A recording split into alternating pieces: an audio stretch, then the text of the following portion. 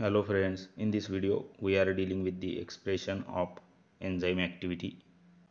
Enzyme activities are expressed in units.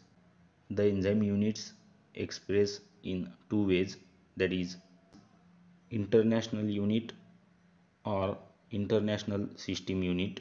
One international unit is equal to 1 micromole of substrate transform or product form per minute under defined condition, while 1 SI unit is equal to 1 mole of substrate transform or product form per second under optimum condition.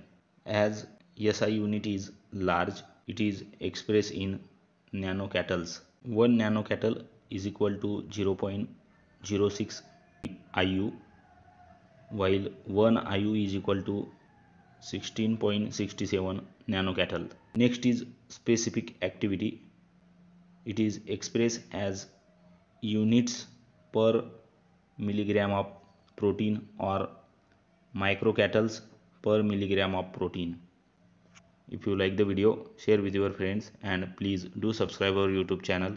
Hit the bell icon to get update of latest notification from our channel. Thank you.